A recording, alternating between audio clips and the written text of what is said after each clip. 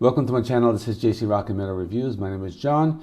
Today I'm going to do a review of the new solo album by George Corpsegrinder Fisher that is just titled Corpsegrinder. So in this video I'll just give you a quick background on George Fisher, then I'll just go through the songs on the album.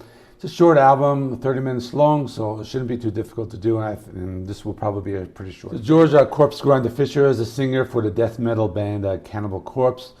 He replaced Chris Barnes in late 1995, and he's been the vocalist since then. So he's a famous death metal vocalist. He's done guest vocals for other bands such as Suffocation and Suicide Silence and many others. He does have this death growl vocal technique, and he's also been known for having this really large neck. I think that helps him create these very deep death growl vocals. The album opens with Acid Vat, and it's what you would expect from the album to sound like. It has a sound close to that Cannibal Corpse with the chugging guitars, the blast beats, and the death growls. The sound is fairly simple with the classic death metal style riffs. There is a slow breakdown towards the end, but like I said, these songs are short. Most of the songs have a 2 to 3 minute run time, so this is not a bad way to kick off the album. Track 2, Bottom Dweller, kind of slowed the pace down a little. It has a sound kind of border of that aggressive thrash metal with death metal, with the sustained power chords. The vocals are in that classic death metal growl style, but at the same time you do understand what he is saying. Track 3, On the Wings of Carnage. This one has more of a classic Cannibal Corpse style with the down-tuned guitars and the mid-pace, that death metal style riffing. The chorus has sustained power chords and the classic death metal style. Track 4, All Souls Get Torn. So the next song turns up the speed, kind of turns it up to 10. All out death metal.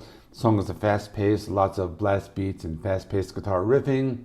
He does incorporate the death growls as well as some screams. And the song has some crunchy guitar riffs towards the end of the song as well. Track 5, Death is the Only Key. He does slow the pace down a little on this one. Has some doomy, those string bends in the verse section. The song continues with some technical death metal riffing and that chunky Hatebreed style riffs. The song kind of being in the middle of the album does give it a nice change of pace. You know, the guitar solo is pretty cool with that slow haunting tone. Track 6, Crimson Proof. He does continue with those heavy Hatebreed style riffs and moves more at a mid pace, followed by some classic death metal style riffs. Another song moves at a nice pace, kind of helps the listener not get lost in the track listing.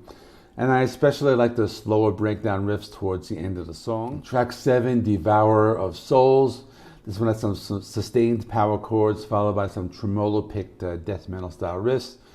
Song has some very thick and crunchy riffs. The riffs are played at higher on the neck on the guitar, kind of giving that classic thrash metal feel as well. Track 8, Defined by Your Demise. So this one starts with some heavy galloping riffs, kind of sound like a mix of that aggressive thrash and death metal. I like the sound of the palm muted riffs and those squealing guitar solos. Kind of gives the song an old school death thrash kind of sound. And some of the riffs also remind me of classic Slayer. Track 9, Master of the Longest Night. So on this song he slows down the pace for more of a death doom vibe with some heavy chunky riffs. I like the slower pace of the song as it does help make the song stand out. You know, sometimes with this type of music, songs do kind of blend into each other, but he does a good job of kind of changing the pace a little bit so that doesn't happen. Last track, Vaguely Human, final song. It's a banger, 2 minutes long, death metal, just moves at breakneck speeds. Heavy riffs, blast beats, it's just classic death metal, really fast paced in the style of Cannibal Corpse. Really cool song to close out the album.